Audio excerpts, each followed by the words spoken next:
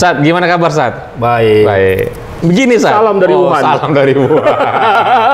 Jadi kenapa salam dari Wuhan? Iya, karena kita topiknya mau membahas ini nih tentang virus corona. Memang virus corona kan berasal dari Wuhan Sat. Wuhan.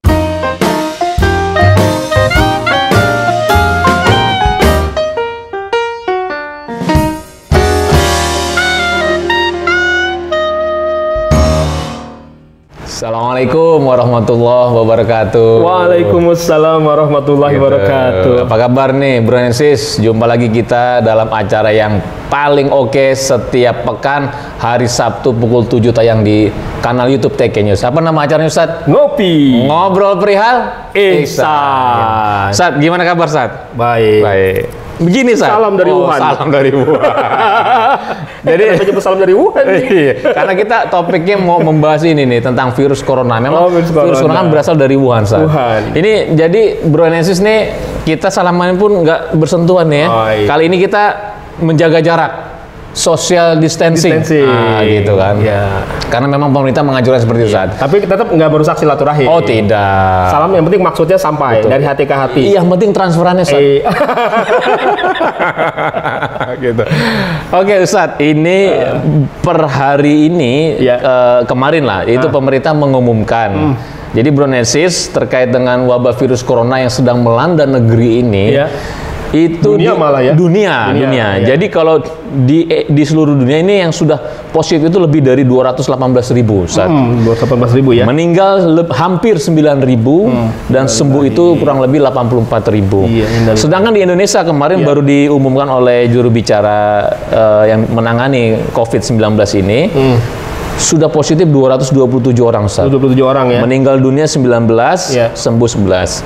Kita mungkin perlu ucapkan dulu nih ya, semoga saudara-saudara kita yang setelah berpulang ini diberikan tempat yang layak oleh Allah Subhanahu wa taala. Amin insyaallah. Nah, Ustaz, terkait dengan Ikhwan TKN nih. Kan sudah mulai banyak nih himbauan dari pemerintah, Ustaz, bahwa berkerumun itu bukan hanya dikurangi, kalau perlu dalam masa kritis ini kegiatan-kegiatan yang mengumpulkan orang banyak berkerumun itu ditiadakan. Karena kabarnya itu puncaknya itu ya bulan Ramadan nanti. Jadi kegiatan-kegiatan berkerumun ini ditiadakan. Termasuk kegiatan ibadah, Ustaz. Ibadah ya. Nah, bagaimana nih Ikhwan TGN menyikapinya? Satu, terkait dengan himbauan pemerintah, dan yang kedua, sebagai Ikhwan TGN ini apa kontribusi kita yang bisa kita lakukan untuk meminimalisir, untuk juga mengendalikan virus yang sedang puncak-puncaknya ini, Ustaz. Gimana, Ustaz? Silakan, Ustaz. Baik. Kalau kita ngelihat namanya virus corona kan sebut COVID-19 ya. COVID-19. 19 itu kalau main gotak-gatuk itu hurufnya huruf Bismillahirrahmanirrahim. 19 huruf. 19 huruf. Oh, oke. Kalau kamu hitung aja dari ba, sin, mim dan seterusnya itu 19 huruf. Artinya ketika kita memandang sebuah musibah, jangan kita langsung terpaku hanya kepada musibah tersebut. Apa yang kita lihat di depan dengan corona tersebut. Tapi musibah yang terjadi harus membuat kita semakin ingat kepada Allah Subhanahu wa taala, itu yang pertama. Ya, itu sisi pandang secara hakikatnya begitu. Jadi memang Allah kan berfirman di dalam Al-Qur'an mengenai musibah ya. Ma asoba min musibatin illa biiznillah. Ya, bahwa tidaklah musibah itu menimpa seseorang kecuali dengan izin Allah. Nah, ini berarti ayat Al-Qur'an yang dari sisi hakikat. Tapi dengan ayat yang mirip yang sama dalam surat yang lain, ya, wa ma asobakum min musibatin fabima kasabat aidikum, ya, dan tidaklah musibah itu menimpa kamu sekalian, itu adalah musibah apapun yang menimpa kamu sekalian itu disebabkan dengan tangan-tangan kamu sekalian, gitu. Jadi itu dari sisi syariat.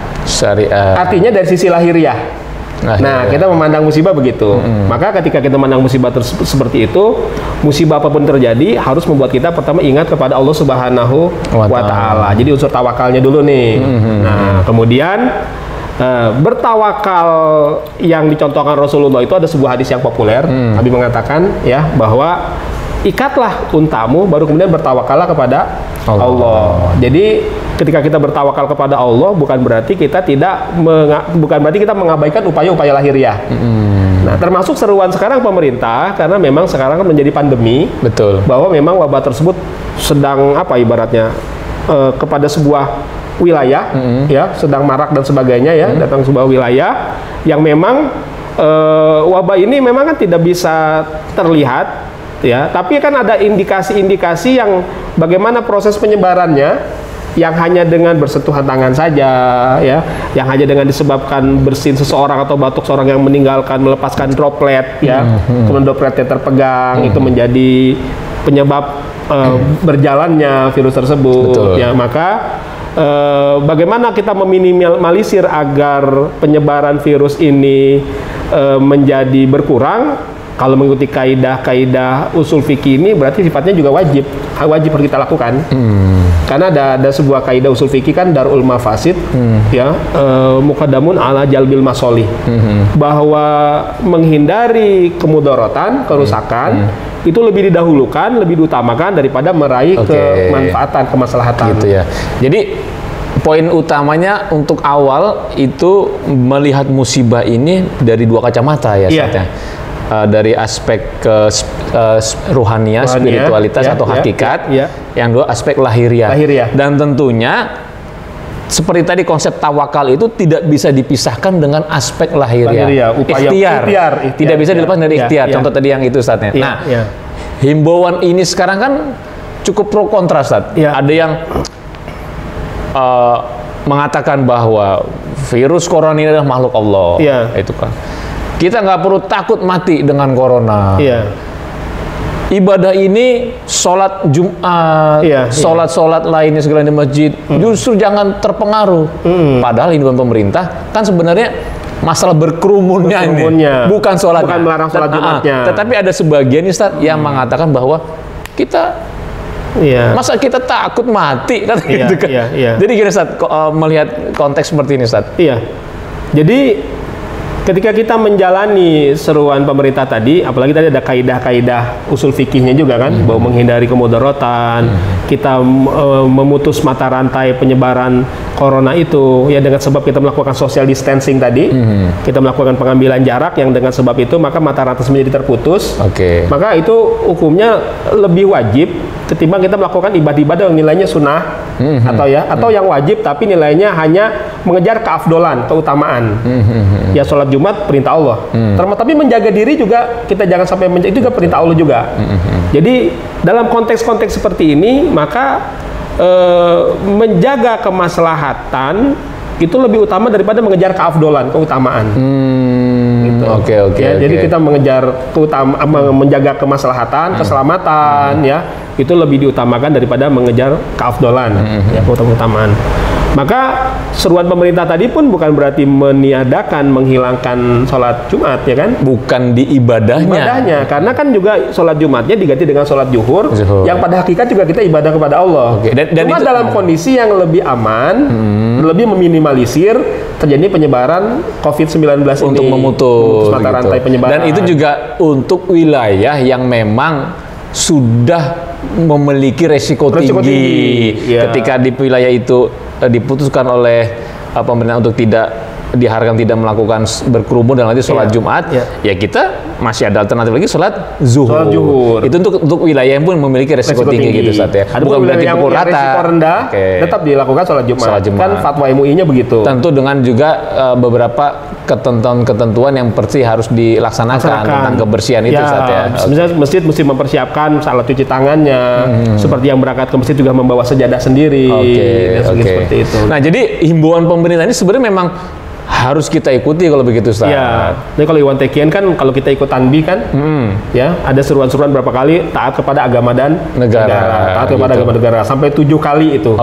Agama dan negara. Ya, jadi upaya kita itu bagian daripada upaya lahiriahnya. Kalau wilayah kita hakikat tauhidnya, tetap kita selalu munajat kepada Allah.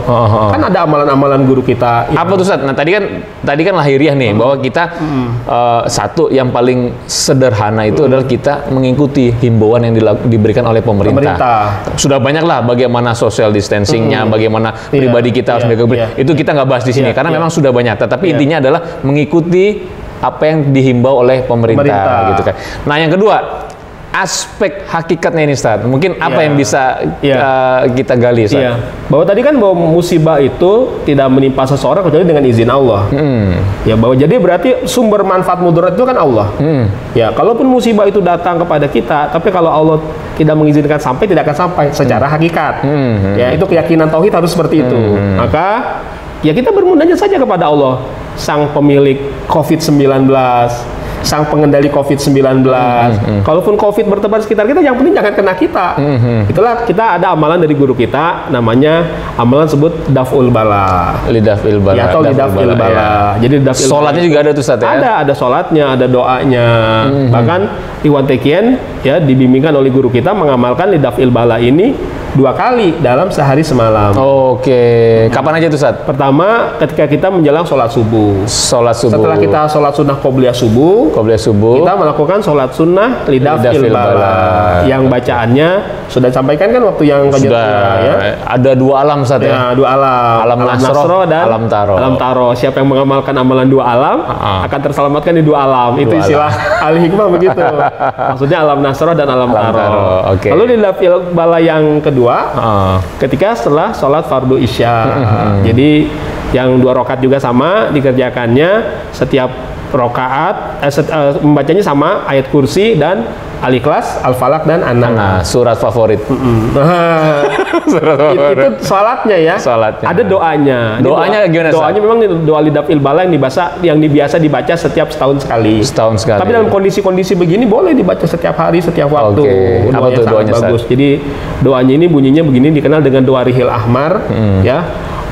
Kalau dalam doa ini doanya munfarid tapi bisa dijadikan jamak ya, bentuk kalimatnya Allahumma inna na'udzubika bikalimatika tammati kulliha minarihil ahmari wa minadail akbari fin nafsi wadami wal lahmi wal uzmi wal juludi wal uruq subhanaka iza qadaita amran antakula lahu kun fayakun. Allahu akbar, Allahu akbar, Allahu akbar birahmatika ya arhamar rahimin. Tuh doanya maknanya cakep banget lagi maknanya. Ini kayaknya doa yang sholat lidaf'il bala tahunan ya, Rebo Wakasan.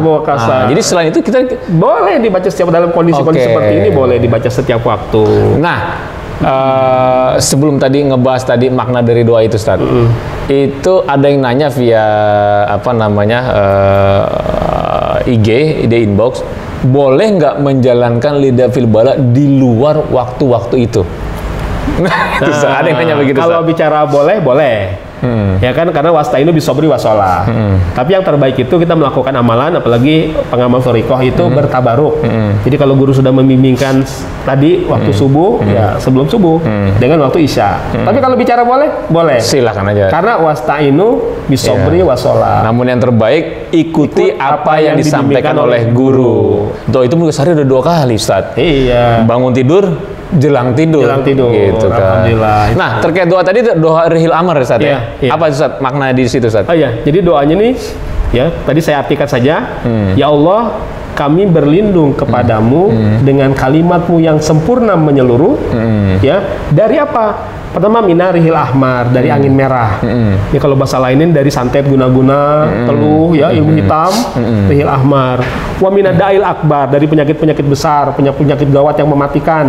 Fin nafsi, di dalam jiwa. Wadami, di dalam darah. Walahmi, di dalam daging. Wal uzmi, di dalam tulang. Wal julud, di dalam kulit. Wal uruk, di dalam urat-urat. Berarti lengkap banget kan? Lengkap menyeluruh. Kemudian dikatakan subhanaka, maha suci engkau ya Allah. Ya, subhanaka iza rada sain ayakun kun fayakun. Ya, jadi ketika engkau menetapkan sesuatu, maka dengan mengucapkan kun, jadi maka jadilah. Ya, kemudian itu dengan kalimat takbir 3 kali, dan juga dengan birahmatika ya arhamar rahimin. Jadi luar biasa, doa ini luar biasa, sangat lengkap dalam memohon perlindungan dari berbagai penyakit. Doa ini lengkap memohon perlindungan, tapi tetap di ujungnya itulah ketentuan Allah, karena birahmatika dan birahmatika ya arhamar rahimin.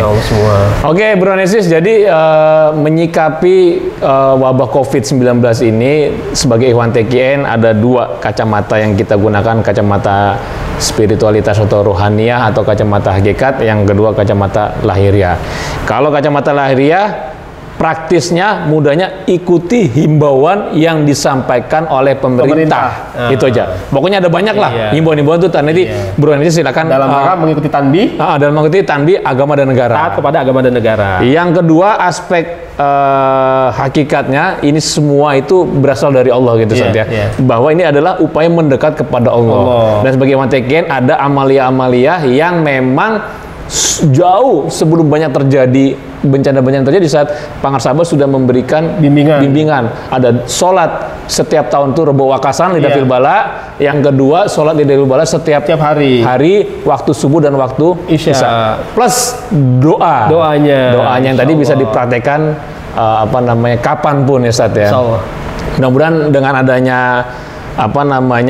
wabah COVID ini bukan berarti ibadah itu berhenti saat ya. Iya, tetap. Tetapi di sini adalah rangka kita munajat khalwat ya. Ingat kepada Bismillahirrahmanirrahim. Bismillahirrahmanirrahim. 19 gitu. Syekh Abdul Qadir tuh. Iya. Ya kan? 19 juga.